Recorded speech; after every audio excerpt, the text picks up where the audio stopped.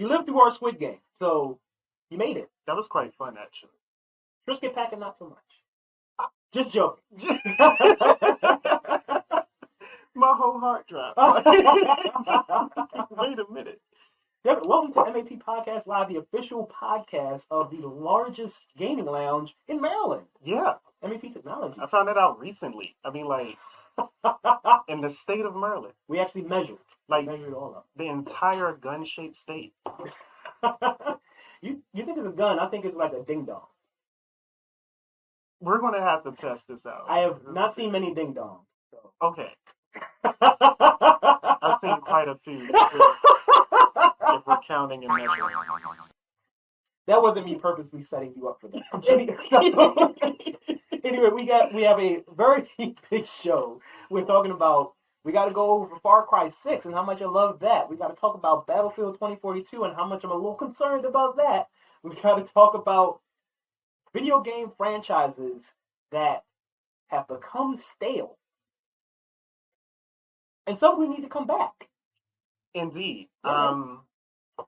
But before we I can't wait till we get there. Yeah. We will get there. But first, for all you people that have been following us on IG, and thank you for those of you that already do. If you don't, go to Instagram.com/MEPGameTech and hit that follow button. But we have been running a horror game tournament, a bracket of 32 of the best third-person and first-person horror games. It's not the best. There's missing a game. And well, so I made a list. I made two lists. A list of 16 first-person horror games and a list of 16 third-person horror games. And I put them in our private chat. And I said, chat, please go over these to let me know if there's anything that's crickets. We said, yep. He just did such a good job with the drawing. He got super inspired by IGN's game of the years, right? I was like, look at the work. Look at this. You know, and so people congratulating him for that. And then we looked over the list and was like, well, shit. And absolutely, without fail, we noticed that Fear was missing off the list. And it hurt me so bad. I think that's the only omission. Yeah. I think that's the only one that I care about anyway. Alma Wade is it was a really great character. Yeah. Really, really great. So, I just wanted to touch on a couple of these, because a lot of these, because it's the first round, and that's how the first round normally goes, a lot of these... Kage upset? So, valid question. But it was iconic, so it's on the list. It spawned everything that Resident Evil is now. So I mean, the way a lot of games are. Yeah. Now. Like that first-person horror experience, the way we see it now, came from PT. Yeah. And those PS4 consoles that have PT still downloaded on them, sell for over $1,000. I'm so mad at myself. And I deleted it. I'm mad at myself immediately. I had no idea what I had. Did you actually beat it? I didn't. The final ending type thing? I never got the real ending. No. Yeah, I never got that. I YouTubed it though, so I had the experience. But we found out that I was not skilled. Yeah, found out that Norman Reedus was going to be in the game. That never happened. And then he was in that other game. Yeah. It's also a horror game in its own right. In a sense. If you had to buy it and play it. If you're afraid of action. Yeah. But yeah, PT I thought was very interesting because even though Hinokage out there is why is it on the list? It beat Silent Hill 4 78% to 22%. Granted, Silent Hill 4 could have been better. But okay. I like Oh, you know what just hit my head? What? Fatal Frames. Oh, okay. And I put the list in the chat. I never played those though, to be fair. So I wouldn't even have a dog in the fight. Nate, can you turn down mic 2 a little bit? I'm still peeking. I played the Fatal Frame on the Wii U. Mm-hmm. And I don't even think that was an original Fatal Frame. I think that was probably one of the PS2 ones that he just ported to the Wii U or whatever. And it was fine. But me personally, that wasn't my cup of tea. But I do think one of the Fatal Frames probably should have been on this. Yeah. Just I mean, just it's as a part shout-out. of the genre. Yeah. Everything can't make it. Everything can't make it. It was only 32 hard games that made the cut. PT made it to the second round. Resident Evil 7 beat Layers of Fear. Obviously. That makes sense. I don't even know what a layer of fear is. It's made by Bloober Team. They also made the Blair Witch game. They made The Medium. Have you heard of that? That came out recently. I think no. Is that the one where it's like two worlds in one type thing? Mhm. It's Xbox exclusive right now or something? It just came out on PS4 and PS5. Oh, I think it's not good. Damn, I was interested. So the story is worth it, Uh-huh. but the game is such a slog because it's literally like. Is it worse than Heavy Rain? Ooh, Jesus Christ! Because I made it through Heavy Rain. I was fine with that. It was interesting enough for me to. If it's worse than Heavy Rain, In the sense of how boring it is to play. Ooh, yes. All right, next topic. Yes, that's a pretty good comparison, actually. I'm shocked by how good of a comparison that is, actually. I make good comparisons. Apparently, this is like I've seen a lot of ding dongs.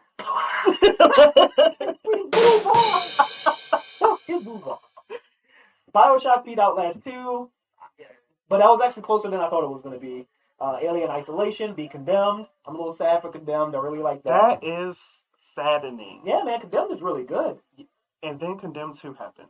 Yeah. But Condemned was quite... It was...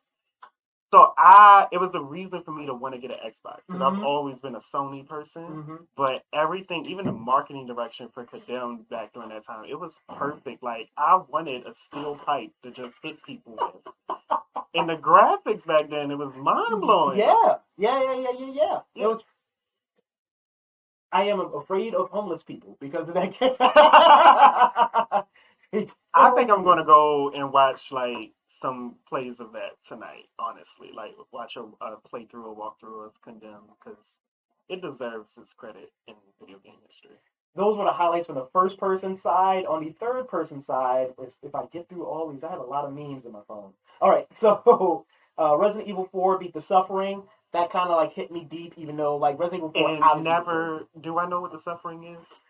So it's near and dear to like a lot of our hearts here because it's set in Baltimore. So you play, it was on the original Xbox and the PS2. You play as this guy named Torque. Is it like a sidebar of The Wire or something? Or? The sequel kind of gets there, but like so. You play as this prisoner, Torque, who's in jail for the murder of his wife. And he believes he was framed for the murder.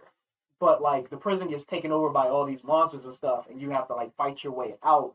And based on... it has a morality system. I'm sorry, excuse me, audio listeners who are, like, out there listening to me cough. He doesn't have COVID, I promise. I don't have a fever. It's not that thing. He's sweating because of the heat. So, so this game had a morality system where, like, back then, like, morality systems really weren't a thing yet. Where, like, you would run into other prisoners. Was it better than Infamous, though? No. Okay, so it just never got good. Continue. I'm looking for a good morality game, and they don't exist yet. I think Mass Effect does it okay. Oh, you know what? Yeah, I'll give you that. Yeah, Mass Effect does it fine. Obviously it's still inconsequential to the rest of the game, but yeah. So based on how you play in that morality system, that decides whether you actually killed your wife or whether you actually were framed for the murder. Oh, that's trash. Yeah. So if you're like evil throughout, you're like, you know what? I did kill that bitch. And then that's definitely a choose your own ending, a choose your own future and fate. That's interesting. Dog guys, what is up? Thank you for that perfectly timed hydrate, because I needed it. Thank you so much. The Last of Us, which, you know, technically is a horror game because there's zombies in it. Oh, I'm not going to lie. Last of Us had some breathing moments. Oh, for sure. Especially when you meet your first clickers. Like, there's some there's moments in that where I'm like, I need an adult. Can you throw the bracket back up for people? That beat Manhunt. Resident Evil 2. I was sad about it beating Manhunt. Yeah, I know I love Manhunt, man. Yeah. I kind of want to revisit it. I don't know if Manhunt was really scary. It was just, Yeah. it's just great. It's such a thin line between like horror and suspense. Yeah, it's You know? it's more gore. Yeah. It's Saw. It's the Saw It's like video games. torture porn. Yeah. I noticed Nightmare Creatures didn't make the list either. Oh no, I didn't forget about Nightmare Creatures. That was a game. It was on the Nintendo 64 and I think the PlayStation 1. PlayStation 1, yeah. Yeah. It was the better of the two. Yeah, yes. You played as a priest. Yeah. It's some religious entity. And like you like going through like it kind of had like Castlevania vibes where you're going through like this gothic town, getting rid of demons Yeah, and like monsters. England, 1800s, late 1800s, early 1900s. Yeah, Mm-hmm. and it was for its time. Okay. It was fine. I don't think it stood the test of time. You're trying hard to find compliments. I get it. Ponton, Fatal Frame is my favorite horror series. Yeah, Ponton, we tried to get Fatal Frame in there, but so many good horror games, and I just I represented for you, Ponton. I'm here for you. I'm late with it, but I mentioned Fatal Frame. So I'm going to go off on a tangent here. Yeah. I can't remember the name of the game, but it came out on PlayStation 2 and was supposed to be like this super scary game based on like Japanese horror. I mean, it came out in the States, but it was a Japanese horror game. Siren. Is that what you're talking about? Yes. Yep. Oh, yeah. I actually enjoyed Siren. I didn't think it was good enough to like be on this list. Mm-hmm. But yeah, Siren was good. It was like an episodic. It kind of like was an adventure game, kind of like the Telltale games, where you. I don't want to say that because you did still have to like walk around and stuff, but you had to make decisions and stuff like that. And yeah, it was fine. It definitely was trying hard to be like the Ring and Grudge and stuff like that. Mm-hmm. It didn't make it. We got to get through this. Dead Space 2 beat Silent Hill 3. Resident Evil beat Until Dawn. Sad for that. I get it. I get it. Yeah. Y'all voted wrong.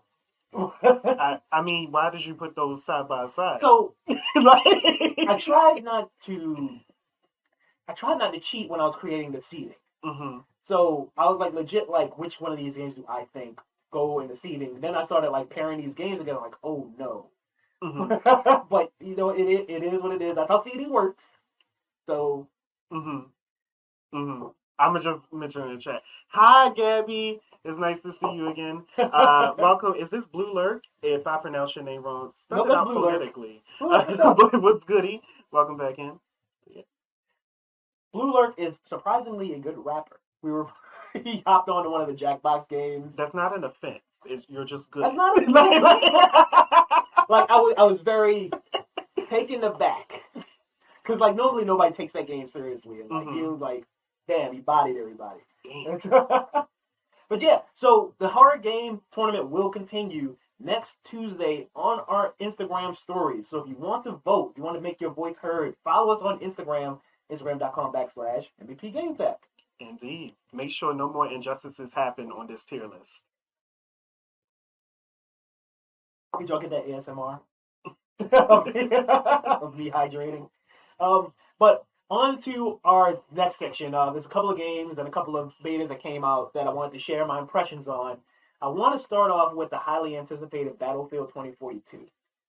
And you have thoughts. I do have thoughts. So, I'm not going to insult the intelligence of everybody watching. I know y'all know what Battlefield 2042 is.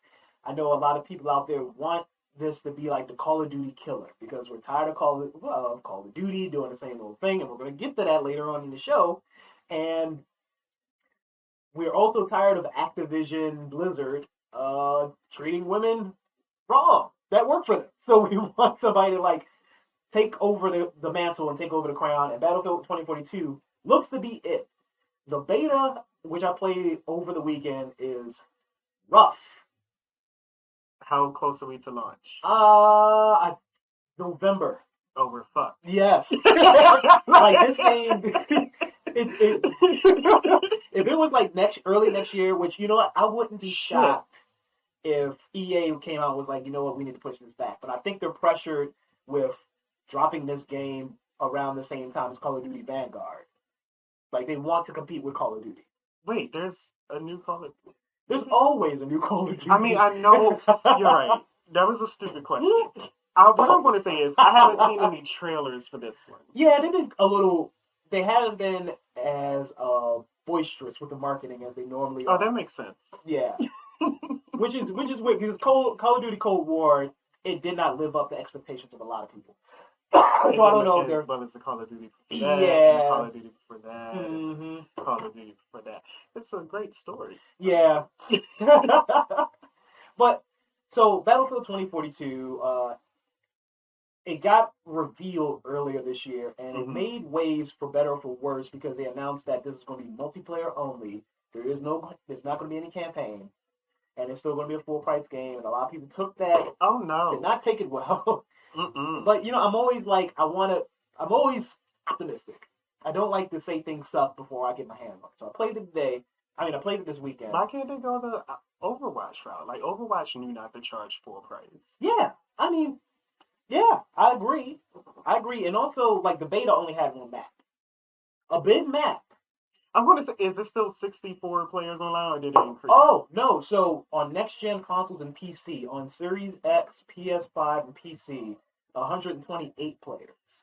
Okay, that's Yeah. interesting. 64 So, players what I on will current. say is this. I'm not into the Call of Duty and Battlefield franchises, but I do get Battlefields because I have friends. I'm sorry, not Battlefields, Call of Duties because I have friends. And I did buy one Battlefield. It was the launch one on PS4. Was that Battlefield 4? Yes. So I bought that, and I was blown away, like, just with how many players could be in a lobby at one time, and that felt really, really great. Graphics was actually kind of tight on that, too. It was buggy as hell. But, so I am intrigued by 128 players online, because, like, that level of chaos is interesting, but you're getting ready to shit on my dreams. No, it definitely delivers on that. Like, the chaos in this game is insane. It's super fast. It moves so quick. You respawn, and it gets you back in the battle very quickly, which I appreciate. It's just, like you said, you briefly touched on it. It is buggy as all hell. So like, to the point where, because, like... So it's not really, like, a problem. It's a feature now, because this is all of it. It might as well... It might as well be on the back of the box. Okay, all right. As long as we know. And I mean, like, real crazy bugs, like lighting issues, like, it'll be daylight outside, and then all of a sudden, like, it just glitches, and it's nighttime. There's, like, texture popping. Oh, that sounds horrible. Yes. Very distracting glitches for a game that's about to come out in, like, 3 weeks. Has there been any developer feedback or conference? I have not heard anything. All right. I've done some... Let us know in the chat. Like, keep our window up, but, like, let us know if, like, there's been some update. Yeah. I based on the state of that beta, I would not be shocked if EA's wanted to push that game back at least to December. All right. So for the rest of us, our advice is don't buy it until January, when at least 10% of the bugs will be patched. Yeah.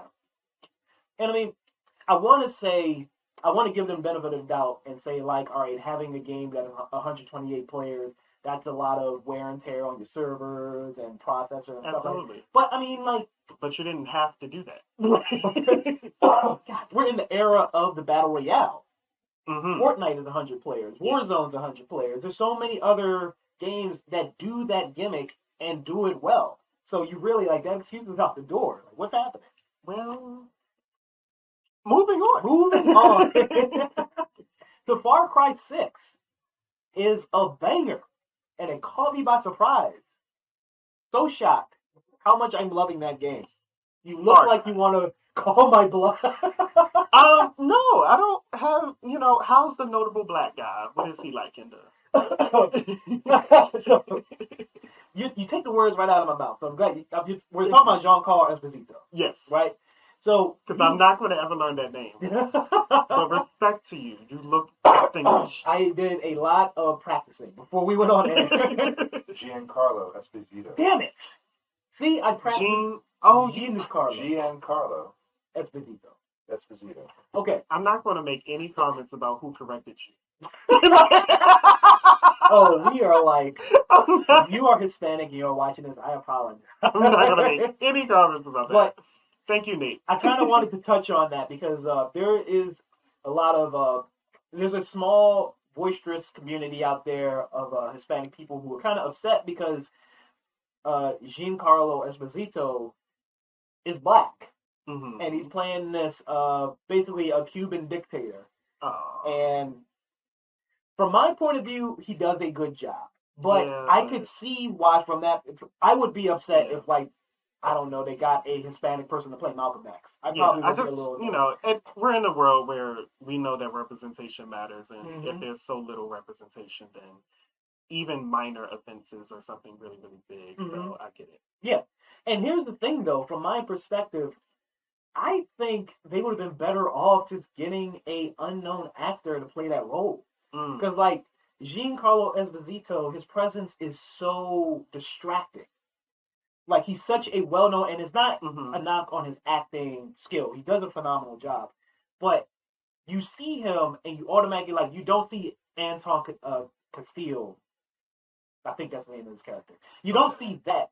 You see Giancarlo Esposito, and like Oh, it takes you. I get You know what exactly I'm what saying? you're talking about. Yeah. It takes you out It's of like that when immersion. wasn't Angela Bassett in one of the Call of Duty games or something? Like it was weird. Yes. So yeah, earlier Yeah. I was talking to Godimus, and I brought up David Spade being in one of the Call of Duties, Mm-hmm. and not David Spade.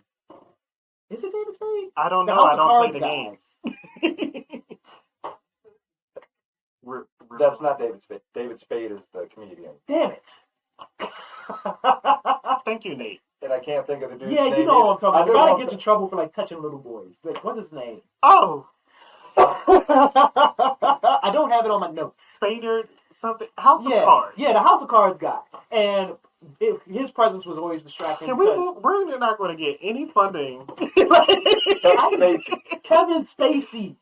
Kevin Spacey, yes. We don't need to know his name. I don't mean to like plug Kevin Spacey, Like, and I'm not endorsing his He actions. plugs enough. Oh no!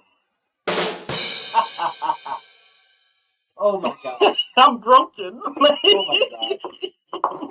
I can't even. Oh my god.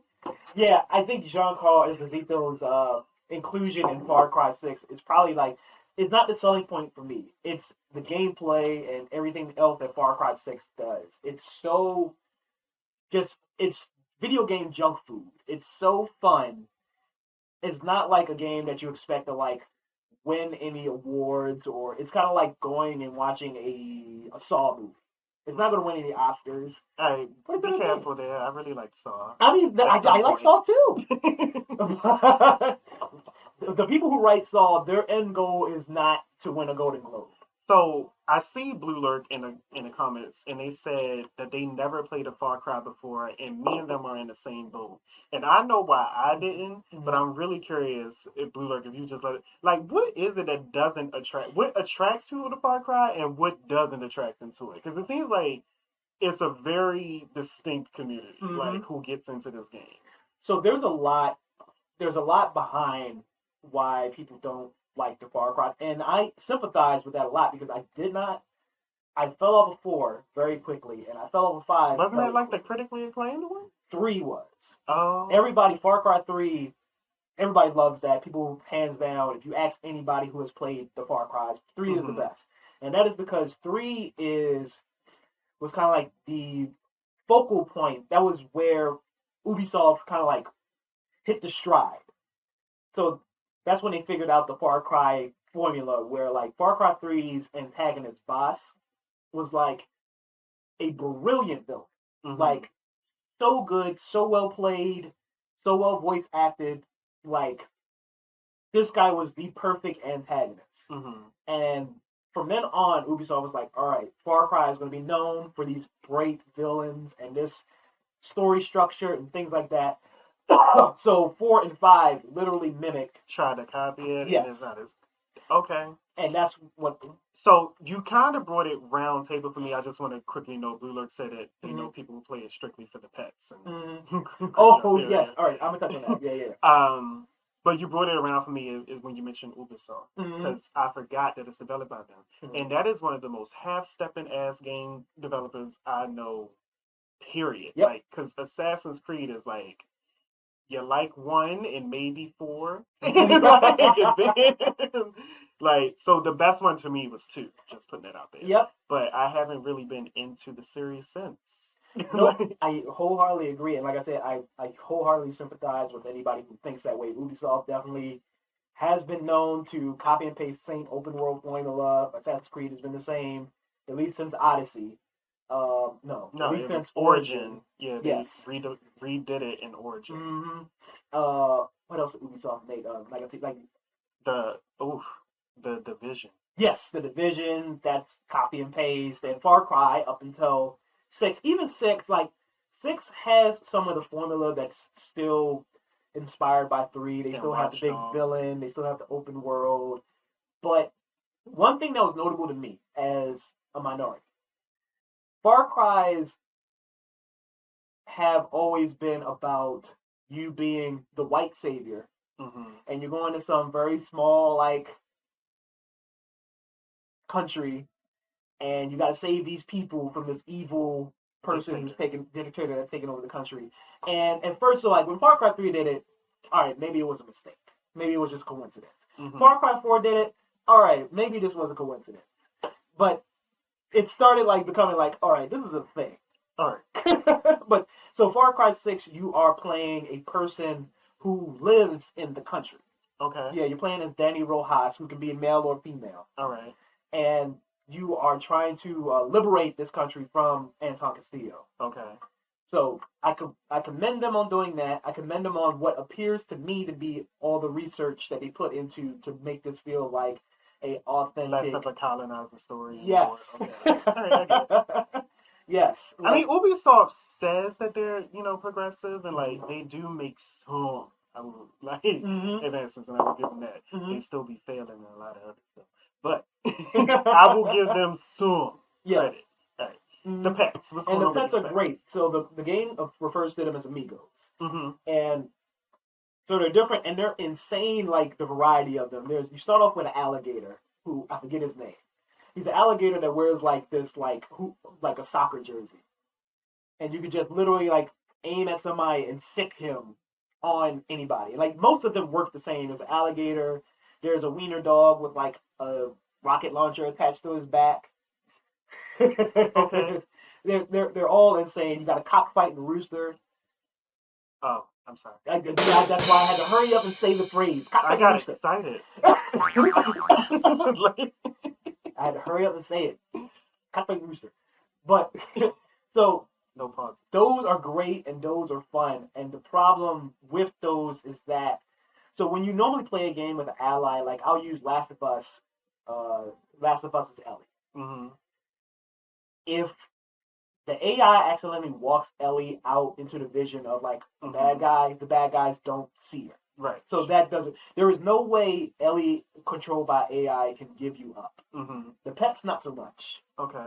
They like just wander because I mean obviously they're animals, so they don't necessarily listen to you every time. So they're just walking around, and if you lose track of that animal and they walk into the presence of somebody, they give you away.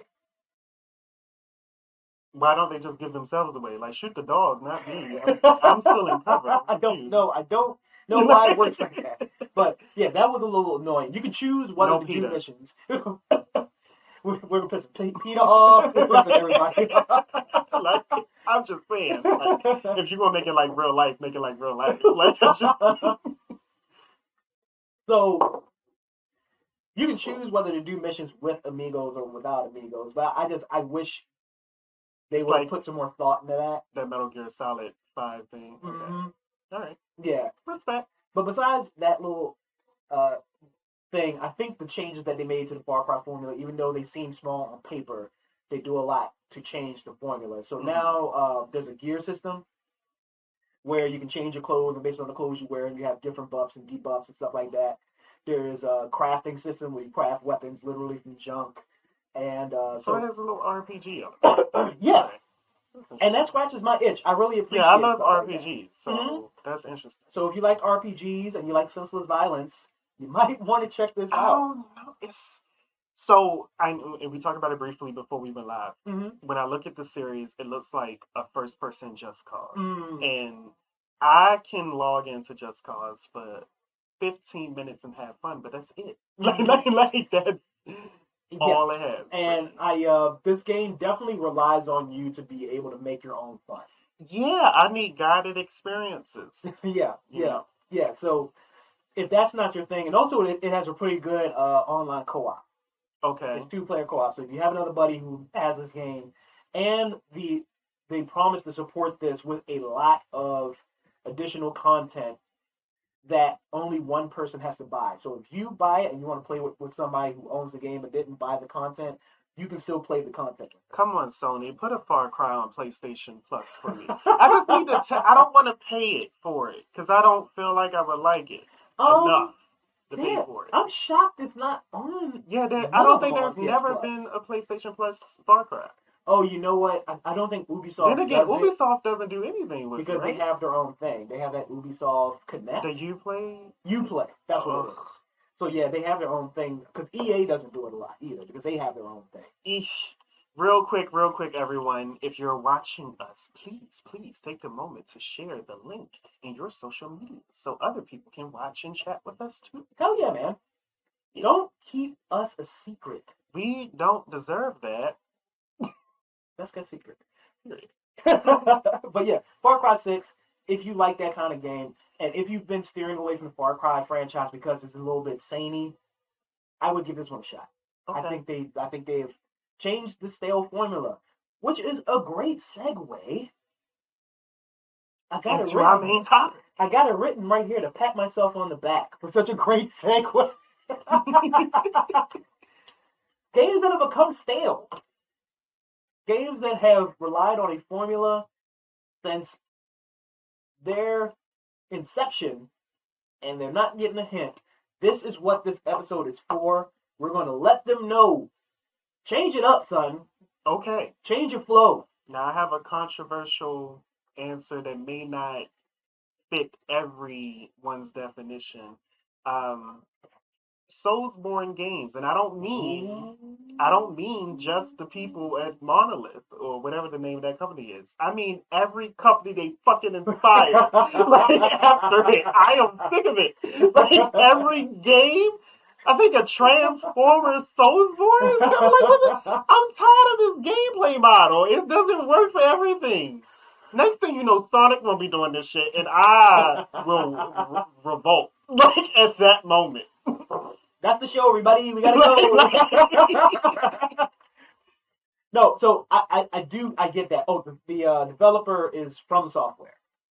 From Software. Yeah, okay. That makes all the Soulsborne, the official Soulsborne. The official Soulsborne game. I hate them now. Yeah. And it's not their fault, but I hate them. Yeah, I totally agree. Every time I turn around, it's indie games that are. I'm like, stop.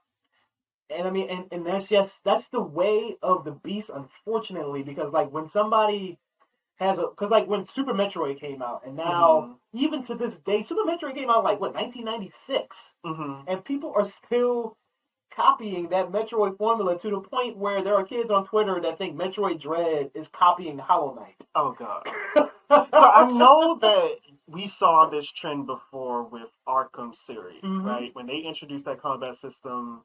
It went everywhere. It was in The Witcher, of course it's in Spider-Man, it was a few other games. But I felt like that was more interesting, and there was more ways to make that interesting with the gear and gadget systems that people would add later. The Soulsborne combat it's light swing, heavy swing, dodge. Stop. Anyways. I'm sorry. I just had to get that off my chest. That's not part of the list, everyone. I needed therapy. I don't want you to you don't got to stick to this list. It's just I'm trying to be unbiased because you're making a lot of valid points. Yes, there are a lot of games now that have the dodge roll, that have the heavy and light attacks, that map the attacks to the triggers. But I love that so much. Plug it into my veins. Every game do it. But I get it. I'm about to do a bloodborne finisher on your ass right now. What was it called? A repulse or something? Just give me my shotgun. But- It will. I will. And they're only like, so the official From Software, there are only, what, 1, 2, 3, 4, Dark Souls 1 through 3, Demon Souls, Sekiro, and Bloodborne. There are only 6. And that's over. And they inspired And that's 72 the damn problem. games. That's the problem. I'm just sick of it. Yeah, and that's the problem. It's not really From Software. It's just everybody who's copying them. PlayStation gave us free-to-play games with the same combat system. Yeah. I was just like, wait, what is this shit? Yeah, the PS5 came with like Bloodborne and like another Souls game, and then they had the remake of Demon Souls at launch. I'm out. Like, just take my soul. I'm over it. Like, don't revive at the bonfire. Fuck it. But, so, I think from what I've seen so far of Elden Ring, which is From Software's new game, inspired by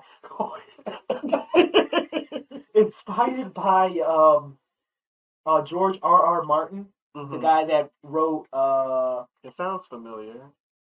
he wrote the series that's based Game of Thrones. Yes.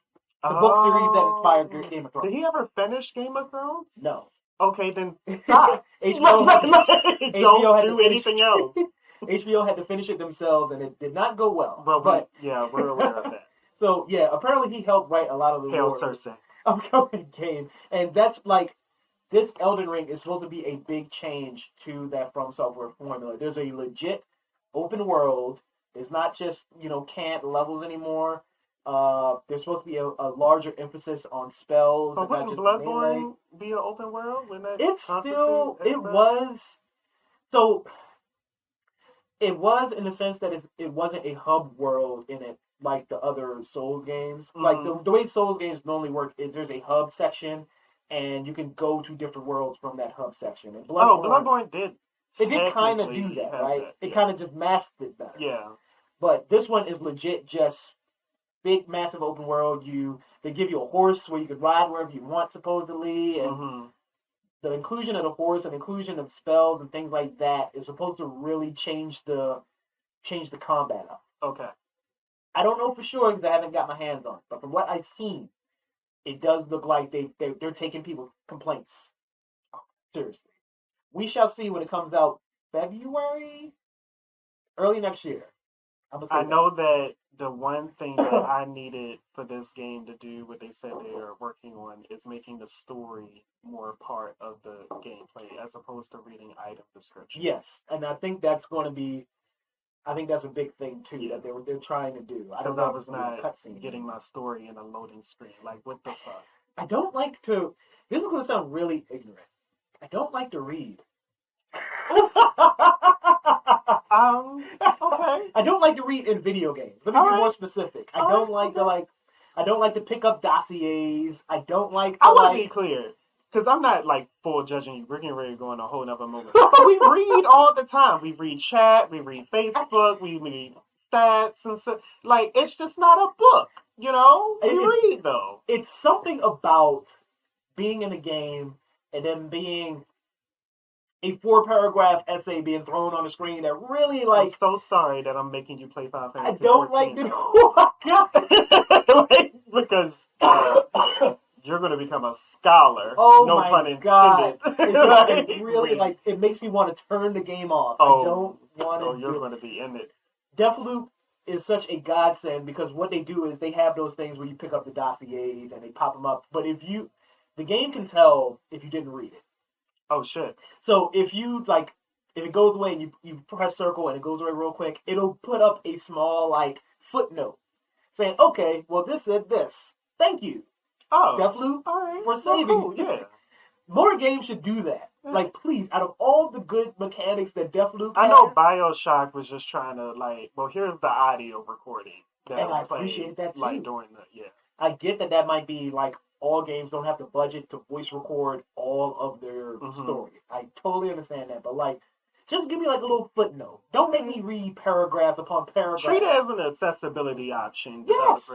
Do it for CharmCityChamp. Please. He's disabled. For those of you out there, I can read. I just don't find any joy in it. I don't. That's fair. That's fair. All right. So I shared what really drives me crazy in the staleness. What you got? I really thought I was going to be the spicy one today. I think that might be that takes the spicy cake. I thought of it just now in this Wow. moment. Like it just happened. So I will continue the trend of Mhm. like maybe like saying the things that everybody's not going to agree with. I think Borderlands needs to change yesterday. Whew. Now, let me be 100 with you. 'Cause I'm not even, I'm not fighting you on this. Yeah. So, I was big in Destiny. Like, if you check my Mhm. playtime, Destiny 1, it is, you may want to call it Doctor. So, people were trying to get me into Borderlands, and my number one thing was, I don't like the art style. Like, Yes. I can't even yeah. lie. But I finally, because I had the Handsome Collection, and what I loved it was one of the only games that still had couch co-op. Okay. I'm tapping blue like a chat. It's like I finally agree with Champ for once in it had couch co-op and Yes. 4-player, like 4 split screen online. Mhm. So I had a group and we played through the game, and it was fine only in that co-op experience. I bought Borderlands 3 because I was supposed to be playing with the same people, but you know how it is. Gamers, your friends say one thing and then you're by yourself. So Yep. I'm in Borderlands 3. I'm trying to play it and I'm trying to enjoy it. And it feels the same. It looks slightly better. And the combat, the ability, it's so slow drip fed to you that it's just like it feels like a chore to level up. And it's like I should want to enjoy getting to the end game, not I need to get to the end game in order to have fun. Like that is an awful game design. You're preaching to the choir. Like I've never seen a game have so much action in it, but be so monotone. And so monotonous, like it's just it just feels like you're going through the motions. And the right, like the enemies aren't interesting, like the enemy placements aren't interesting, the set pieces. It's no unique shit like me shooting upside down or it's just always rooms of bad guys. And that's it. And I'm like, this is PlayStation 2 game design, and I'm over it. Everything. And like everything that it tries to do, like it tries to be funny, it's not. It tries to be action packed, it's not. Yeah. The gunplay is not the best gunplay. Like, I'm glad you brought up Destiny. Like, Destiny takes a lot of its game design from Borderlands, and it does it better. Yeah. But nobody wants to say it. I'm saying it. Yeah, Destiny's gun mechanics to me feel so much more smooth. Now there's lots to be desired in Destiny. I'm gone, by the way. I don't play that anymore. I've been redeemed. But it feels better. Yeah. And to me, when you're in Destiny, it feels more rewarding. Now, I understand that there's a lot more diversity in what you can do in Borderlands, as far as like the loot drops and things like that. But it just feels like such a chore to get to that. And the fact that there's always an optimal build is like... And that's another thing about Borderlands to me is like, one of the selling points to Borderlands is the amount of loot that's in it. But it's so much to the point where it's a chore. Yeah. To continually like read stats and let me hurry up. All right. So like you said, like you go into a room, there's a room full of bad guys, you clear the bad guys out, and then it feels like I'm spending 10 to 15 minutes like literally like with a spreadsheet. Like, okay, this gun is 0.5% stronger than this gun. Should I drop my gun for this gun? Oh wait, this one is 0.8. And like it just feels like you spend majority of your time like looking over this. It feels. I would much rather just have a favorite gun, find a favorite gun, and move on. So I'm a real stickler for, especially when I get a new console, I'm always asking myself the question, but does this game give me a next-gen experience? And oftentimes that answer is no. For PS4, my next gen experiences came out very late. It was the God of War and Final Fantasy VII Remake. I felt like those were next gen experiences. There was probably some more, but those are the two that stuck out. PS3, The Last of Us, which came out like the very end. I didn't play the PS3 version. Yep. Like they came out the very end. I felt like, oh, this is what I've been missing. And Borderlands does not have it. Nope. And what I don't even want to stay on Destiny too long, but it's like I do have to give credit where credit is due.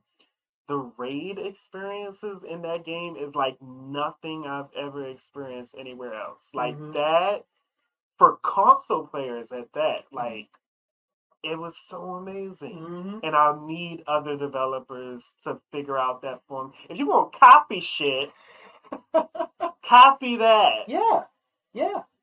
And so they announced over E3 that they're going to release Tiny Tina's Wonderland early next year. And when they first announced it and they showed like the CG trailer, I was like, okay, this might be the change that Borderlands needs. They're throwing it in a fantasy world. It was supposed to be more of an emphasis on melee and magic than guns. And I was like, oh, this might do it. And then last month they showed a gameplay trailer, and I was like, oh, this is just Borderlands in a different setting. It's literally like they're still shooting guns. It's still the bad jokes. It's still it seems like it's just gonna be more of the same, but with Wanda Sykes. Well, which in 2022, like I don't get why. Like, let's get all the greatest comedians. Let's get Wanda Sykes. I'm happy you got a job.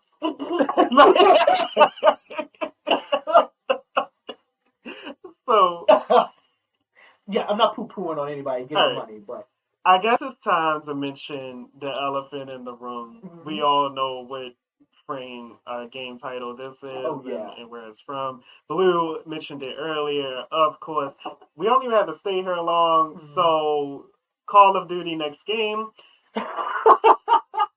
I mean, the list is long. The game, like, I feel like have they changed the title screen? Like, it's no. Like even the damn login, it's just the same dude, just looking side to side. Like, just, I feel like, oh, you here again? What's up? I feel like such an idiot, right? Because they keep recycling consoles, that same damn suburb map and selling it back to us. We're like, we know you like this. You like this map, don't you? I did a good job of staying away from the Call of Duties for the last maybe like 2 or 3 of them. But, you know, the next-gen consoles came out last year, and Call of Duty Cold War, I forgot the whole title of it. It was like Call of Duty something, Cold War, whatever. That came out, and graphically it looked good, and I was like, I need something to show off this next-gen console. And I picked it up, and I was like, damn. It'll get you every time. We spend needless money on that one idea, this perception of showing off the console. It's how I got Godfall. Pray for me. Call of Duty is like the guy who peaked in high school and still thinks he can party with frat boys. The Al Bundy of video games. You remember, like, I remember I used to dread a Microsoft conference every year at E3 because Call of Duty took up 45 minutes of the damn set every year. It was like exclusive, blah, blah, blah. And then it came to Sony, and I don't want to say that it got bad when it came to Sony, because I don't think that's what happened. It's just that more people were exposed to the myth that this was top shit. Yep. It's not, and sometimes, like, there are versions of Call of Duty, Blue Alert pointed out, stop remake, stop remastering Nuketown. Yeah, they all look the same, exactly. It's just, I think Cold War, this last one, really exposed Activision and the different teams behind Call of Duty, because the one that came out before Cold War, Modern Warfare, which is ridiculous that they named that one Modern Warfare when there was already a Call of Duty Modern Warfare, but that's laboring the point even more. But Modern Warfare compared to Cold War just felt like 2 separate games in the sense of quality.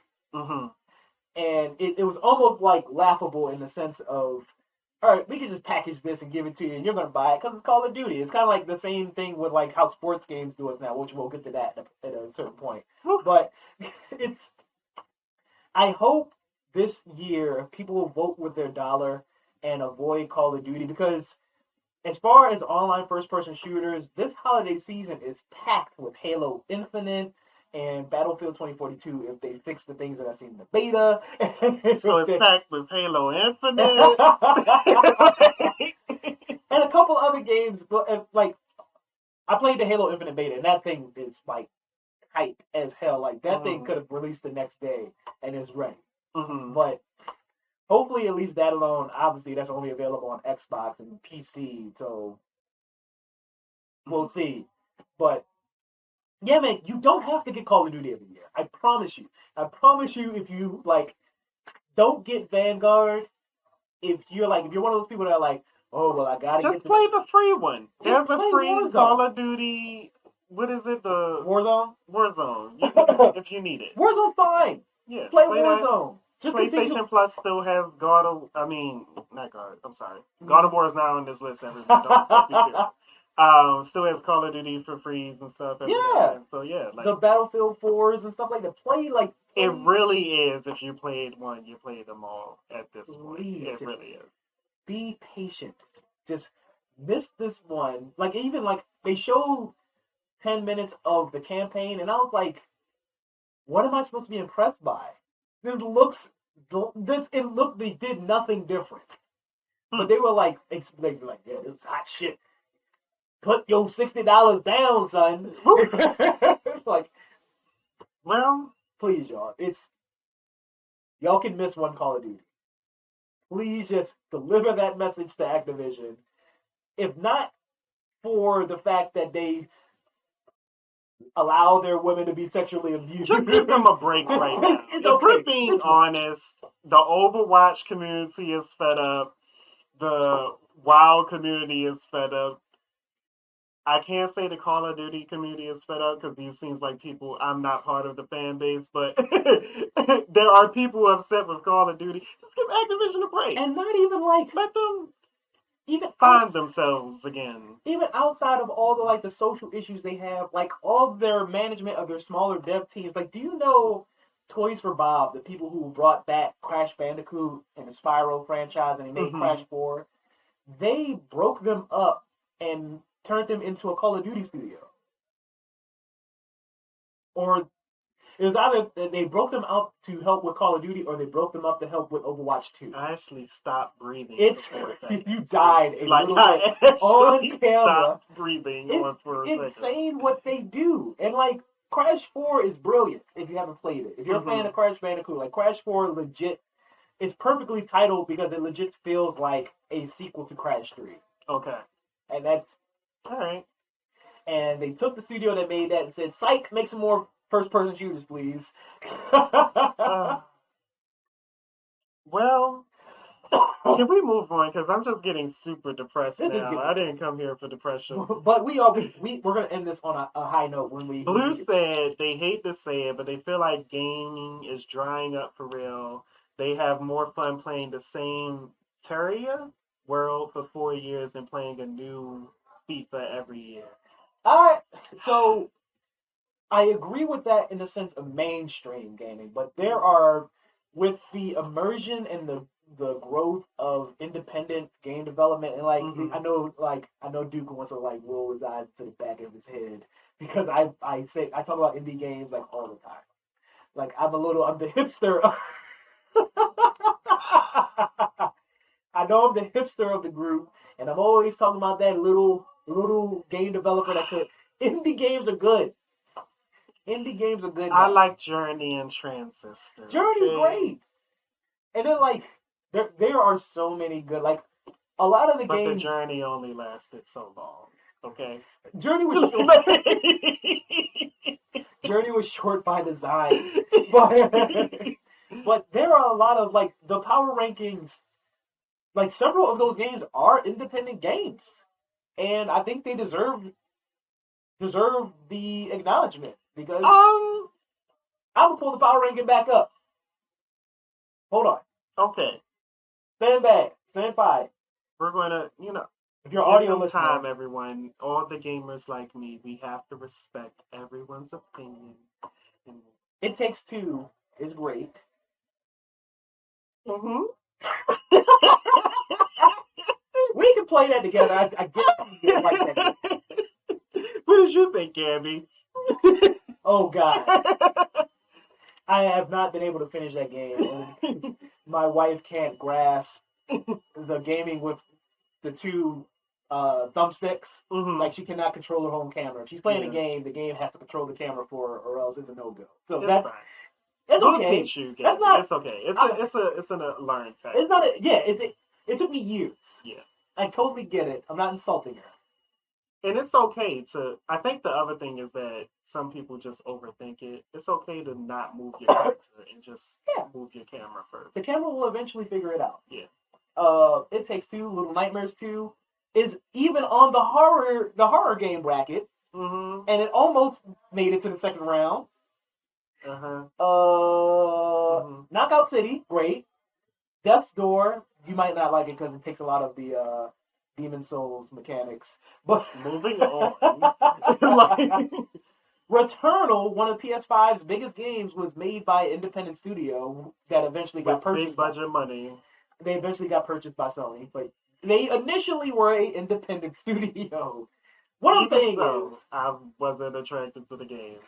What I'm saying is, if you are tired of mainstream games the way they are now, there are great alternatives out there. You just gotta look for them. All right, and for the gamers like me, what I would say is that things like God of War Ragnarok, Final Fantasy VII Remake, and whatever expansions integrate Moon and Shine and symbols and things, whatever's coming out. Those are experiences that I think are truly unique and special. Yeah. Trying to think. Oh, Final Fantasy 14 and more. Anyone knows I'm really, really big on that. The embargo lifted today. I'm learning new things. I can't wait for that to be my first MMO. Really? Yeah, man. I don't play MMOs. I'm afraid that you admitted to me though today that you don't like to read, because I think that might correlate with why this might be my first MMO. Yeah, I mean, it's not recommended, and the community may rebuke you, but you can skip. Is somebody, are people gonna pop quiz me? Just don't tell people that you skipped it, okay? We're gonna be fighting some big balls and just be like, "Who's this?" Yeah, don't ask questions like that, and I'll teach you how to siphon your chat so that way you're not in public settings embarrassing me. I don't care about you. Just don't embarrass me. They'd be like, "You brought this." You might not want to bring me around your clan. We might just want to have a separate. Like, no, we value the story here. Games aren't for reading. All right. Okay. What's next? Do you have any other spices? I got a couple of ones like Tomb Raider I thought Tomb Raider was a weird one because it just rebooted. It rebooted like 3 times. It had those original PS1 ones that got samey. Then the 360 and the PS3 came out and it rebooted. Yeah. Then that got old. There was 3 games in and it was already. Yep. Then they super rebooted and did the rise of the Tomb Raider stuff. Yeah. Which was kind of you just kind of jacked Uncharted. But okay. Mm-hmm. It was fine. And then that got old. Yeah. So this is what I want to say. Tomb Raider is a franchise near and dear to my heart. It was one of my first games that I owned on PlayStation. Me and my mother played it together. Okay. So I'm really big in Tomb Raider. Stayed with the series for quite a bit. The remake that came out a few years ago for this Rise series, I actually had a shit ton of fun playing that game. And the reason why was because I felt like it was the first time in a while that I was playing a game where it made no mistakes that it was a video game. And it it just felt fun to play. In a world where everything's trying to be serious and have metaphorical da da da da, this was just like, here, shoot some stuff, jump, crazy set pieces, fun stuff. And then my one worry was that it wasn't enough puzzles. It didn't feel Tomb Raider-y enough. They said they were fixing that in the Rise and the Shadow things. Ironically, all of these games have come to PlayStation Plus, by the way. Literally, yeah. And oh, you didn't know me back then, but I almost went crazy. What? Because they had made Rise of Tomb Raider exclusive to Xbox for like a year. Oh, you're right. And I was like, I've been with this franchise since the fucking beginning. That was very odd. And I was perturbed. Yeah. I was completely upset. And like I remember getting in online arguments. It's like they do this with other franchises. I'm like, not a fucking sequel. like how do you create a game and then a sequel is exclusive on a different console? That was very. I forgot they did that. That shit was weird.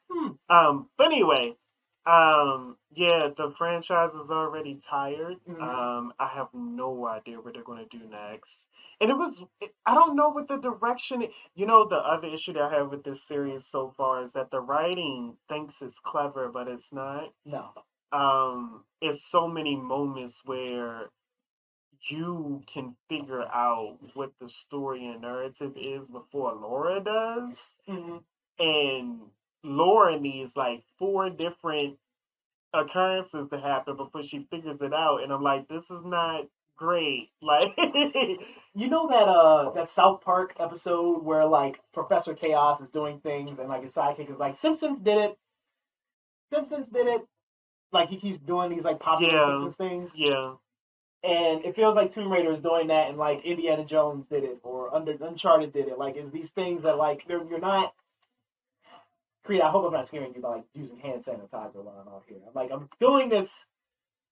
I don't know. He did it creepily, y'all. Like I was like, did I do something? Did I? Yeah. I just wiped my face.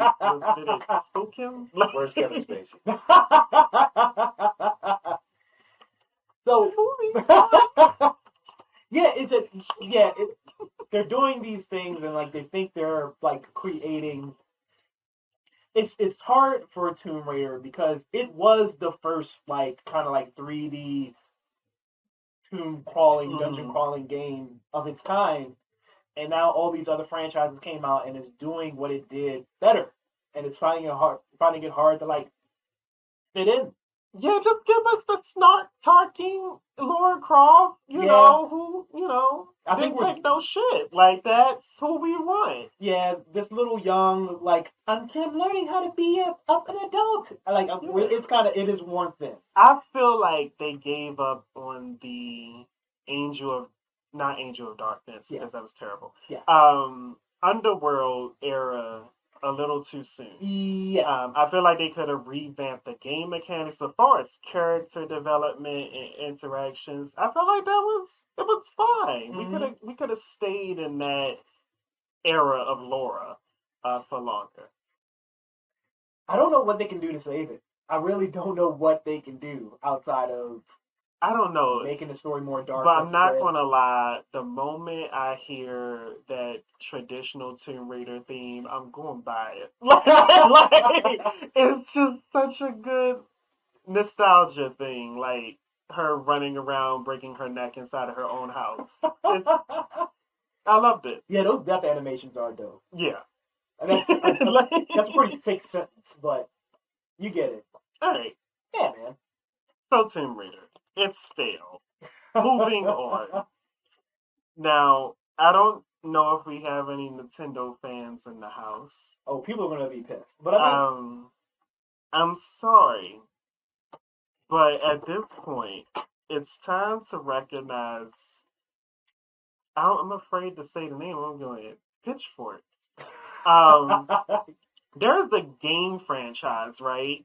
That is like exclusive to Nintendo. And you catch animals with it. It's not Animal Crossing. Some would call them pocket monsters. Some would call them pocket monsters. I'm not going to say the name because I don't need that on my conscience. But This is I could take the heat.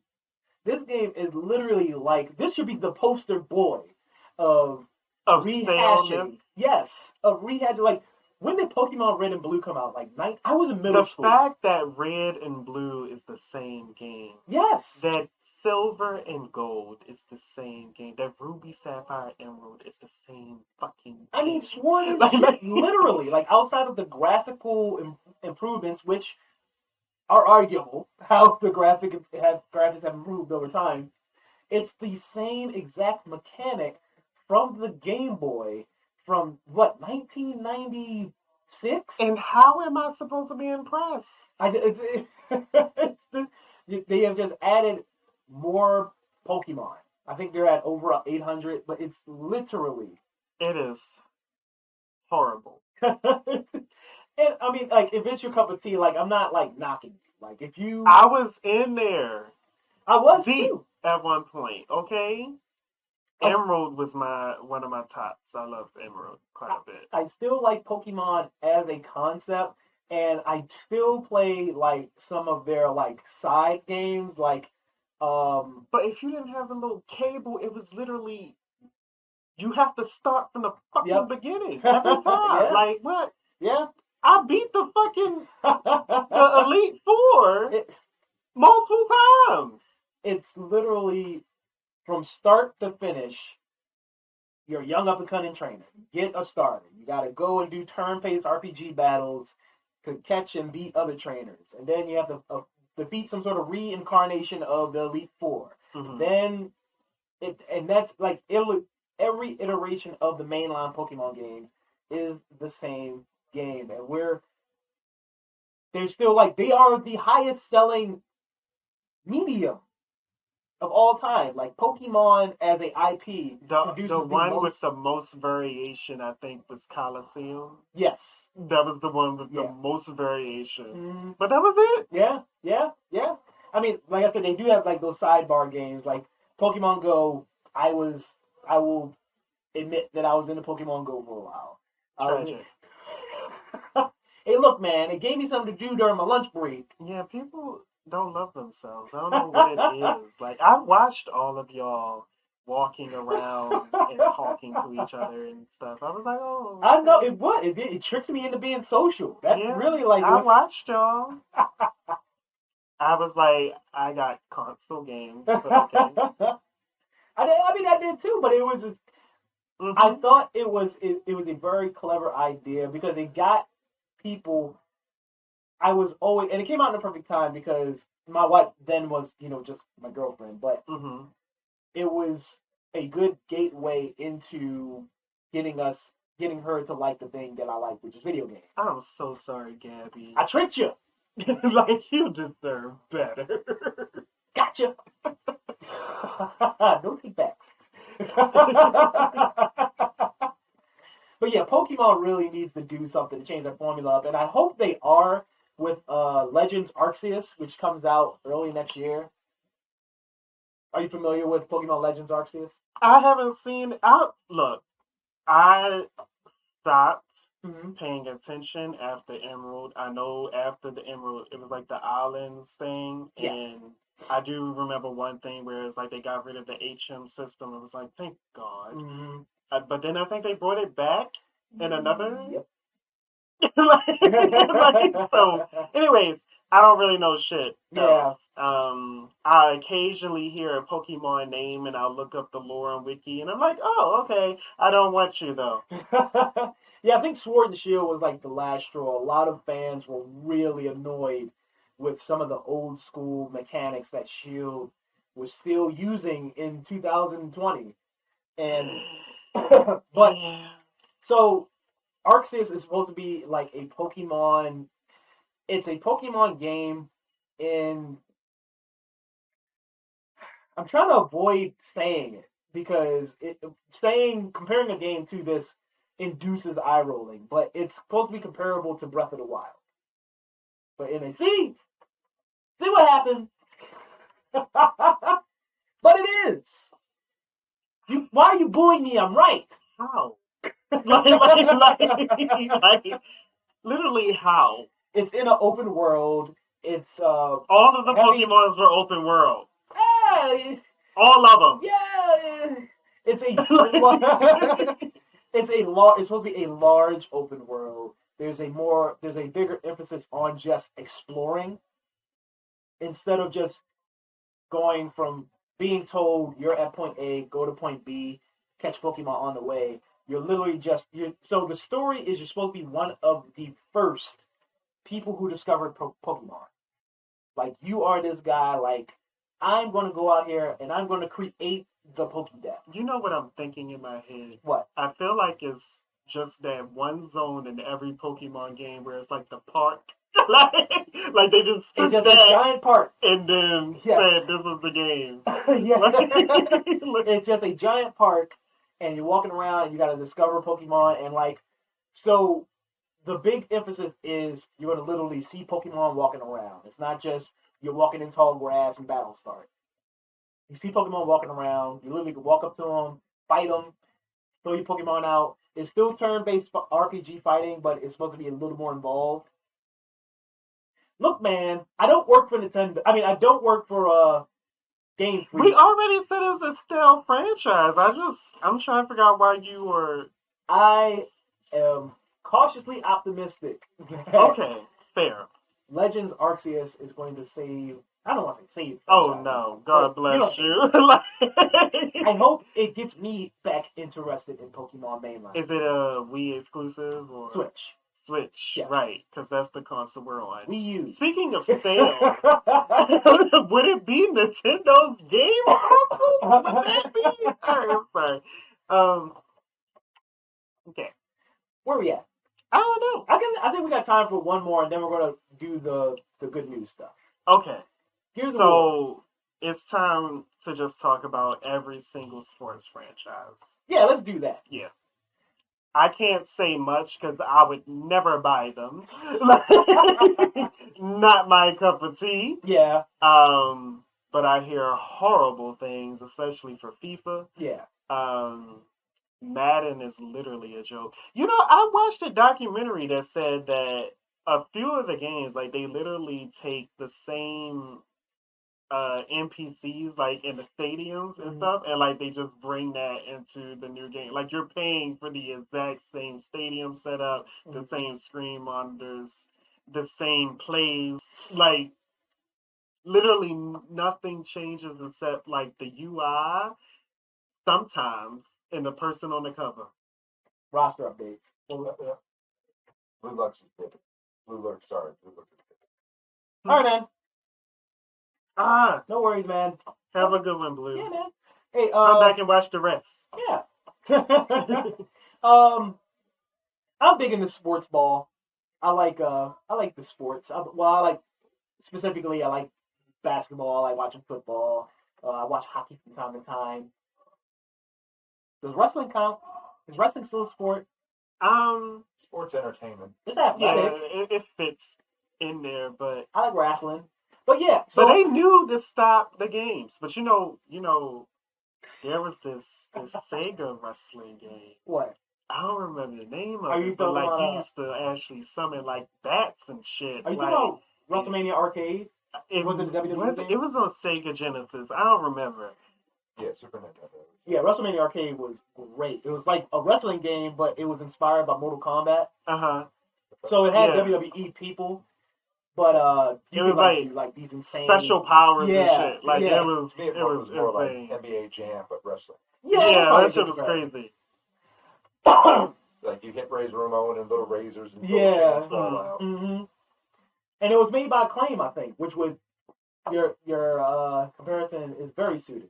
But yeah, for a very long time, NBA 2K and Madden specifically have just been pay $60. Here's a roster update, and we made things that you didn't like slightly worse. Like 2K specifically, they have it started maybe 5 iterations ago where microtransactions started becoming popular in video games for the bad reasons, and NBA 2K created this like pay to win system where so in NBA 2K one of the more popular parts of the game is called the park, where you create this character and you play like either 1-on-1 basketball or 3-on-3, literally at a park, like how real street basketball works. But you level that person up by playing the career mode, but you can pay for their virtual currency to stat boost your person. So instead of you going online and playing against people who play basketball at the same skill set as you, you could be just put up against a guy that just has more income. Now, I think specifically for this situation, because sports games are just going to be sports games, but what could they do differently? I don't even know if there's a solution to this one. Well, in 2K's instance, they really just need to just do away with the pay-to-win stuff and just have you earn DC through the story mode. Right. With Madden, a lot of the complaints with Madden is a lot of the animations are still the same, and they've been the same for a very long time. So should it be, instead of an every year thing, like maybe like every... Well, not every word. So I pitched this before, and it's not Konami. Whoever makes no, I think it is Konami. They make a soccer game that they now call eFootball. So instead of being an annual release, they just made it a game as service. Yes. So it's one release. They will constantly update, and like it's free to play, but you have to pay for like if you want. It's free to play, but you get access to these certain football clubs. And if you want, like, this league, you got to pay for this league. If you want this league, you got to pay for this league. Like, that's how their money system works. Or I think maybe you'll, like, have to pay for roster updates or something like that, which is fine. I think all sports games should just do that. If you're going to be to the point where, like, you can't introduce enough new mechanics to warrant a new $60 or even $70 purchase, just become a game of service. Sell us not free, but sell us roster updates every year, and make your money that way instead of just pushing like out some new game. emotes and stuff when you get a touchdown or whatever. Here's a new animation pack. This team updated this uniform. Pay for these new uniforms. If you want the old uniforms, here's the new old uniforms. Like you can make plenty of money that way without just repackaging the same game. Okay. All right, I like the solution. See, we don't just acknowledge problems; we bring solutions. You can have that one for free, EA. I'm not even gonna charge you. No, I won't say for free.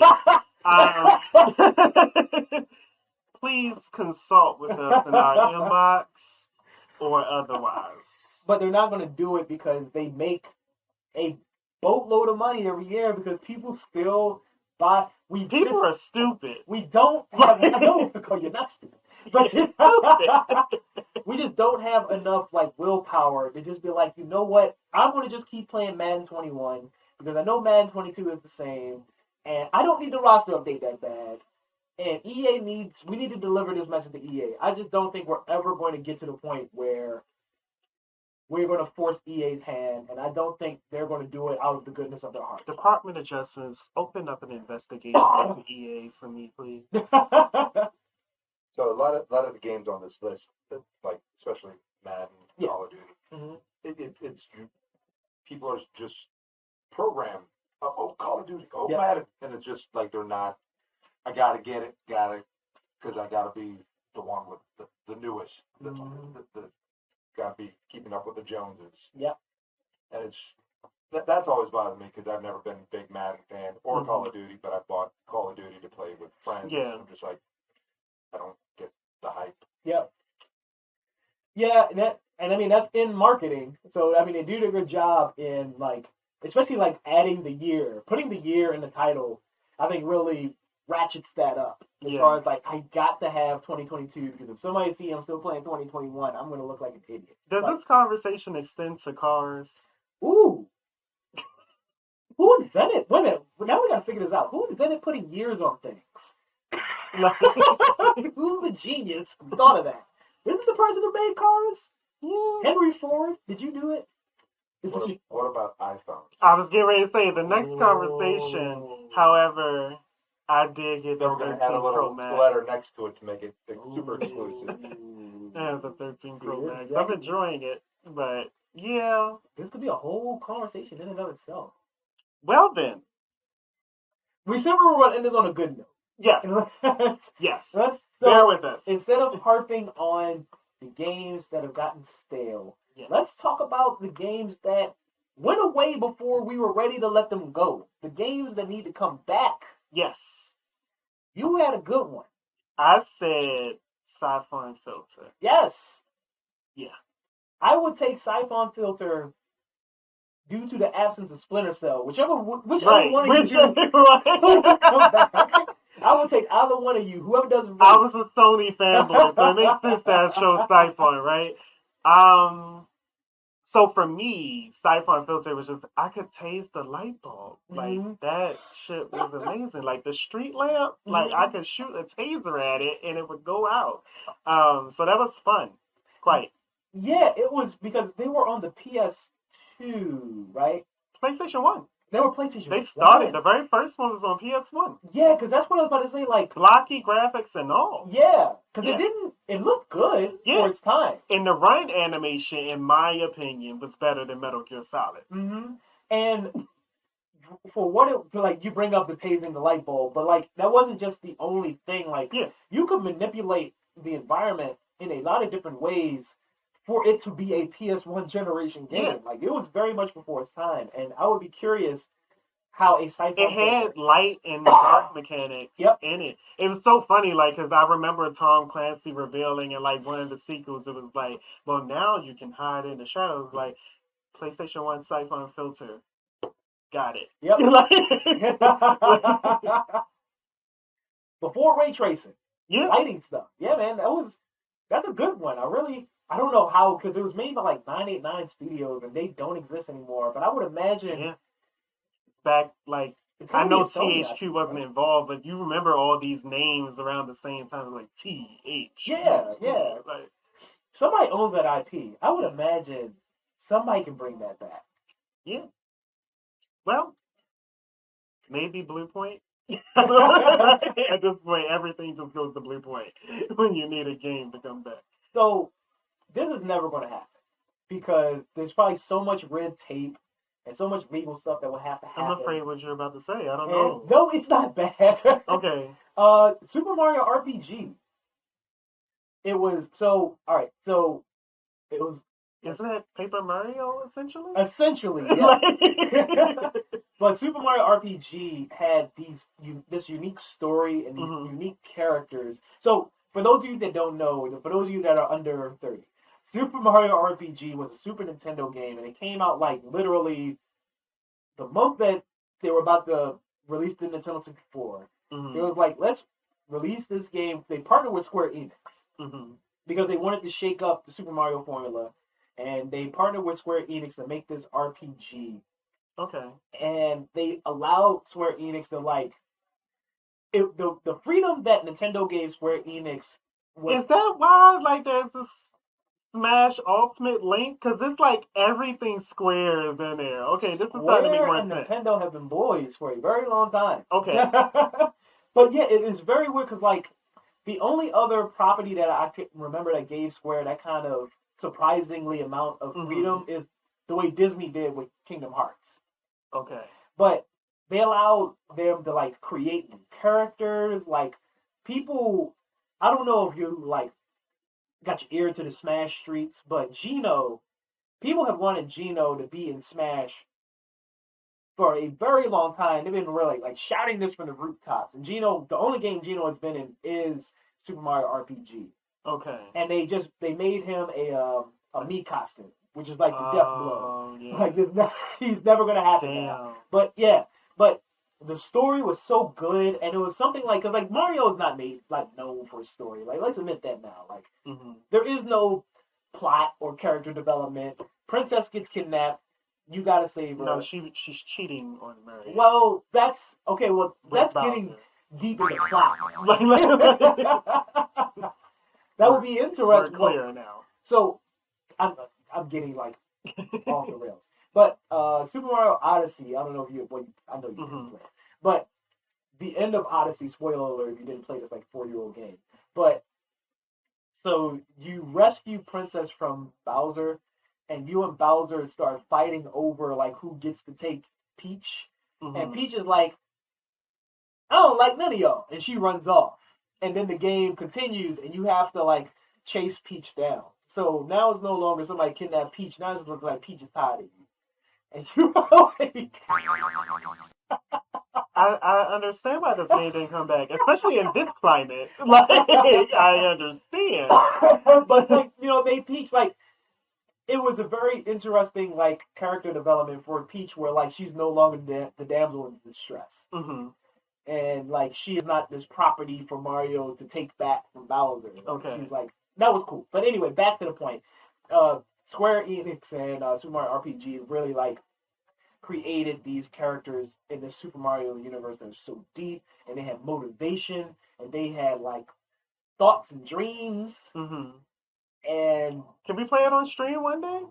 Maybe in the yeah, new I year? would love to if we could find it. They don't. The last time Nintendo has ever put it on a console, it was in the Virtual Console store for the Wii, Mm. and we can't. We would have to run it on emulator. Uh, Nobody pretended I didn't. Pretend Yeah, I we didn't say don't. that. But that's the only Yeah. way we're going to be able to Mhm. play it. But yeah, I'll be down, man. It's a really good Right. game. It's a really good RPG. I'm interested. I'm actually going to need your help. So, I know that we talked about this beforehand, but I don't always have my list in mind. So I come into the space and I feel it. Mm-hmm. And so this is one of those army type shooter games of a single player. Mm-hmm. It was on PS2, I think, or PS3. Mm-hmm. You were in Dubai. It was lots of sand. The story was deep and tragic. Spec Ops: The Line. Spec Ops: The Line. Why did Thank I guess you that? so much. I don't know if I needed to come back, but I just need a remake or something. I need that game back into like I need it. I need it. That game's story took such a good turn. Like Everything, I wish it was marketed that way. including the start screen. Mm-hmm. It's part of the story in so many different ways, and it's just like Mm-hmm. I need it. I need this back. It like for those of you that aren't familiar with Spec Ops Online, I can't remember who developed it, but anyway, I don't think that's too important. But the big thing that separated this from any other third person military Hmm. shooter was at the further you got into it, the further it kind of like exposed the bad parts of war. Like Hmm. it didn't glorify Yeah, killing. yeah, It made you feel bad for doing it. yeah. And it was like, damn, and it did a good job too. It didn't like feel preachy or anything. It was like, this is pretty cool. It It was kinda just welcome to being fucked up. yeah, It was a deep dive. mm-hmm. It was the Matrix. Mm-hmm. It was Dark honestly Side that. Game Studios. Yes. Okay. Nice. So I wanted to bring that up. I remember I played the demo over and over and over again. The demo shits on what the game is supposed to be because you have no idea what's happening Mm-hmm. just from that demo alone. Mm-hmm. But it had good core mechanics. Mm-hmm. There were, bugs or issues with but good core mechanics. But that story is why you play Spec Ops. That shit was insane. I heard the multiplayer sucked, but I didn't even play it. yeah, to it be had a honest. multiplayer mode. It was trash. I heard very, very, very bad things about it. It's like Tomb Raider's multiplayer. Mm-hmm. You remember the very first? That was yeah. It's no Naughty Dog, people. So that I have one more that I want to say right now before. Mm-hmm. Ironically, this is a game that I guess it came out technically. Mm-hmm. This is more so just for it had great mechanics Mm-hmm. that if worked well, it needed more time in the bake. Lawbreakers. Oh, okay. That I was need that asshole developer back. I'm Yeah, sorry. The Cliff game Bleszinski. community is shit without him. I don't like him. He is a horrible person. But the game community is shit without him. So a couple of months ago on Twitter, he teased that he was working on something, which I am totally shocked because I thought Lawbreakers like bankrupted. Yeah, he has too much. He has all the privilege. Yeah. But anyway, I was very clear he was not bankrupt. That's not a thing. What's his name? Andrew or something? Cliff Bleszinski. Cliff. Yeah. A name. You think a name like Cliff is going out of business? Please. So he originally, to keep people privy who don't know, he was the original founder, I think, of Epic Games. Yeah. And he Unreal Tournament. Yes, Unreal Tournament. The actual tournament. The original 3 Gears of Wars. Yeah. And he left right before they made Fortnite. He left right before. I hate it. He's not going to ever be on my friends list. Yeah. But he's a good fucking developer. Yeah. And like content creator for games. Like he knows what people like. Mm-hmm. I think he got too much in the headspace of trying to compete with Overwatch as opposed to just nurturing his baby with Lawbreakers. It was people who got tattoos of the fucking emblem before the game even came out, just from playing that beta. Mm-hmm. Like, it was amazing. And people just, Cliff Bleszinski, his name, for people who know it carries so much weight. Yeah. That people just had so much faith in what he was making. And then it just came out and like, woof. It's because I think he was just taking too many directions from other people and not recognizing that he knows what's up. Mm-hmm. And that's what it was. It was like after the game came out and he came through, it was like, yeah, I was listening to so many different things. I was overthinking it when I should have just gave y'all Lawbreakers instead of Larwatch. And, after that, his development team made a battle royale called Radical Heights. That was also not I have no idea about that. That's not good. Yeah. I thought he just shut down completely after Lawbreakers or whatever. I thought he just cut the cord. Radical Heights was in early access, and it never came out. It never came out of early access. Soul Reaver. Oops. Yeah, Soul Reaver. Do that. Yeah. But we gotta close it out, man. Hey, We're out of time. Damn. Just because we had fun. One more, real quick. You go ahead. I don't know. I only had that one. Wave Racer. Bring that back. That was cool. Okay. I'm going to mention this because I told people I would mention it. I don't care about this game. No! I don't care about this game, but I have friends who do Def Jam.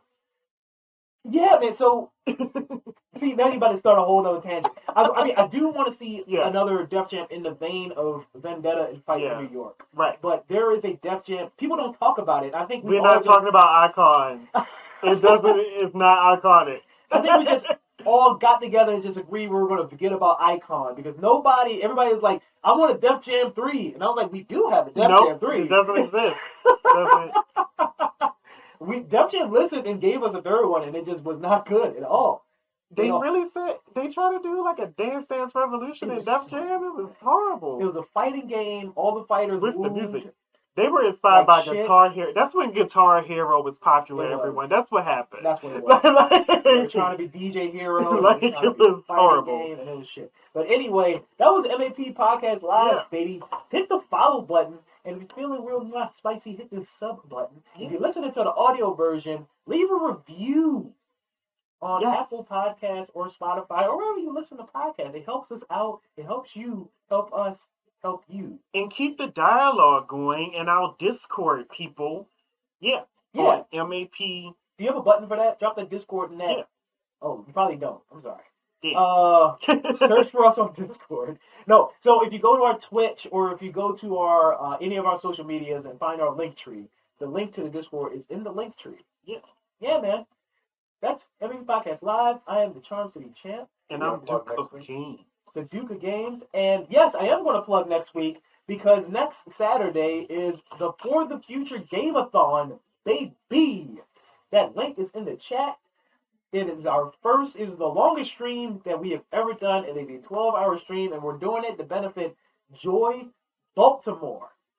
It is a nonprofit that is fighting youth homelessness in our hometown. So if you can go to that link in the chat, go.rallyup.com/MAP GameTech and donate to help us fight youth homelessness in Baltimore City. And every dollar that you donate gets you an entry into several raffles to win some video game prizes.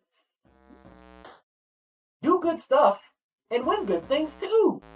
And that's the schedule. Or just watch CharmCityChamp embarrass himself for 12 hours, because it's going to be a hoot. Yeah, it's going to be pretty bad. 9 a.m., I'm going to play the hardest level in Mario history in Super Mario 3D World. 11 a.m., I'm going to make my final attempt to beat Returnal. Embarrassing. And if I don't beat it, I'm going to delete it. Never play it again. 1 p.m. we'll play Uno Real Life with a couple of the people in the MAP crew. 3 p.m. WarioWare Get It Together with Marzipan. 5 p.m. I'm going to eat a very spicy gummy bear, followed by Farcry6. Then you can ask me anything, literally anything. What size? Then I'm going to play Jackbox. Ask me how to pronounce Giancarlo Esposito's name. I'm going to play Jackbox Party Pack 8 with all of you. So come by. Even if you don't want to donate, come by. It's going to be a good time. And it's all for a good cause. So please support. What you got, dude? I have nothing except subscribe to us as well as Final Fantasy 14, and Walker comes out in about 40 days, people. It's time. Find you the moon. Yeah, find you there. Find me there maybe one day. I don't know. Probably. Who knows? Who knows? It's been great. Tune in tomorrow if you're watching this live. I'm going to be continuing the streak of spooky streams. I'm streaming a horror game for every stream for the month of October. If you're not watching this, Will Fear be one of them? Saturday, I'm gonna play Dead Space. That's gonna be fun. That's gonna be great. Yeah. So that would have been on the list, but the game is actually getting remade. So yeah. Y'all been great. Signing out. See y'all next week. Peace out.